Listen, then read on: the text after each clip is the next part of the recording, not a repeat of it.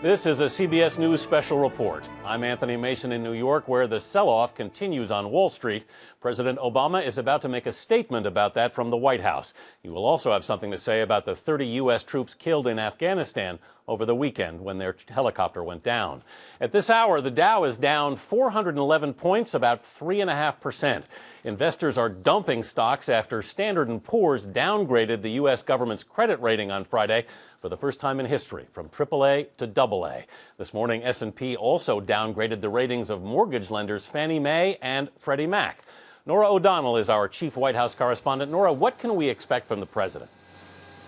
Well, President Obama is going to appear before cameras shortly to address not only the economic situation and this S&P downgrade, which White House officials are furious about, but the president is also going to take the opportunity to talk about that tragic loss of lives in Afghanistan, the deadliest attack in Afghanistan in that decade-long war. Clearly, this past week was one of the roughest, if not the roughest week of President Obama's presidency, not only with the wrap-up of that debt ceiling, which didn't please very many people, of course, the market drop, and then that punch in the gut on Saturday morning when we all learned that 30 members of our military had been shot down in that Chinook attack. And so now the president's going to have a test of leadership. He's got to come before the American people. He's got to calm nerves, and he's got to talk not just about the economy, but also what's happening in Afghanistan. So, Anthony, this is a real test for the president. I think tone is certainly going to be important because Americans are really feeling nervous at this hour.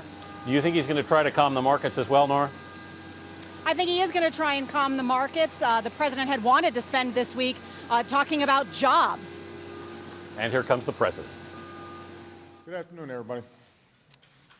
On Friday, we learned that the United States received a downgrade by one of the credit rating agencies. Not so much because they doubt our ability to pay our debt if we make good decisions, but because after witnessing a month of wrangling over raising the debt ceiling, they doubted our political system's ability to act. The markets, on the other hand, continue to believe our credit status is AAA. In fact, Warren Buffett, who knows a thing or two about good investments, said, if there were a quadruple A rating, I'd give the United States that. I and most of the world's investors agree. That doesn't mean we don't have a problem. The fact is, we didn't need a rating agency to tell us that we need a balanced, long-term approach to deficit reduction. That was true last week. That was true last year. That was true the day I took office. And we didn't need a rating agency to tell us that the gridlock in Washington over the last several months has not been constructive, to say the least. We knew from the outset that a prolonged debate over the debt ceiling, a debate where the threat of default was used as a bargaining chip, could do enormous damage to our economy and the world's. That threat, coming after a string of economic disruptions in Europe, Japan, and the Middle East, has now roiled the markets and dampened consumer confidence and slowed the pace of recovery. So all of this is a legitimate source of concern. But here's the good news. Our problems are imminently solvable, and we know what we have to do to solve them. With respect to debt, our problem is not confidence in our credit. The markets continue to reaffirm our credit as among the world's safest. Our challenge is the need to tackle our deficits over the long term. Last week, we reached an agreement that will make historic cuts to defense and domestic spending. But there's not much further we can cut in either of those categories. What we need to do now is combine those spending cuts with two additional steps: tax reform that will ask those who can afford it to pay their fair share, and modest adjustments to health care programs like Medicare. Making these reforms doesn't require any radical steps. What it does require is common sense and compromise. There are plenty of good ideas about how to achieve long-term deficit reduction that doesn't hamper economic growth right now. Republicans and Democrats on the bipartisan fiscal commission that I set up put forth good proposals. Republicans and Democrats in the Senate's Gang of Six came up with some good proposals.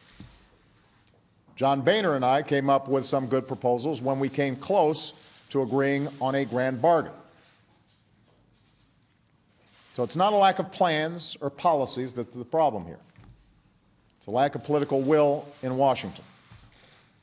It's the insistence on drawing lines in the sand, a refusal to put what's best for the country ahead of self-interest or party or ideology. And that's what we need to change. I realize that after what we just went through, there's some skepticism that Republicans and Democrats on the so-called super committee, this joint committee that's been set up, will be able to reach a compromise. But my hope is that Friday's news will give us a renewed sense of urgency. I intend to present my own recommendations over the coming weeks on how we should proceed. And that committee will have this administration's full cooperation. And I assure you, we will stay on it until we get the job done. Of course, as worrisome as the issues of debt and deficits may be, the most immediate concern of most Americans, and of concern to the marketplace as well, is the issue of jobs and the slow pace of recovery coming out of the worst recession in our lifetimes. And the good news here is that by coming together to deal with the long-term debt challenge, we would have more room to implement key proposals that can get the economy to grow faster. Specifically, we should extend the payroll tax cut as soon as possible so that workers have more money in their paychecks next year and businesses have more customers next year. We should continue to make sure that if you're one of the millions of Americans who's out there looking for a job, you can get the unemployment insurance that your tax dollars contributed to. That will also put money in people's pockets and more customers in stores. In fact, if Congress fails to extend the payroll tax cut and the unemployment insurance benefits that I've called for, it could mean 1 million fewer jobs and 0.5% less growth. This is something we can do immediately, something we can do as soon as Congress gets back. We should also help companies that want to repair our roads and bridges and airports so that thousands of construction workers who've been without a job for the last few years can get a paycheck again. That will also help to spur economic growth. These aren't Democratic proposals. These aren't big government proposals. These are all ideas that traditionally Republicans have agreed to countless times in the past. There's no reason we shouldn't act on them now. None. I know we're going through a tough time right now. We've been going through a tough time for the last 2.5 years. I know a lot of people are worried about the future, but here's what I also know. There will always be economic factors that we can't control. Earthquakes, spikes in oil prices, slowdowns in other parts of the world. But how we respond to those tests, that's entirely up to us.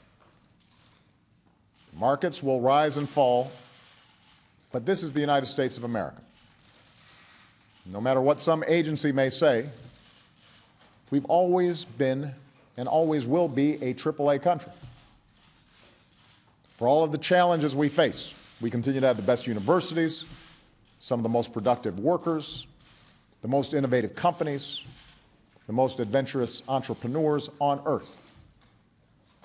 And what sets us apart is that we've always not just had the capacity, but also the will to act, the determination to shape our future, the willingness in our democracy to work out our differences in a sensible way, and to move forward, not just for this generation, but for the next generation. And we're going to need to summon that spirit today. The American people have been through so much over the last few years, dealing with the worst recession, the biggest financial crisis since the 1930s. And they've done it with grace. And they're working so hard to raise their families. And all they ask is that we work just as hard here in this town to make their lives a little bit easier. And that's not too much to ask. And ultimately, the reason I am so hopeful about our future, the reason I have faith in these United States of America is because of the American people.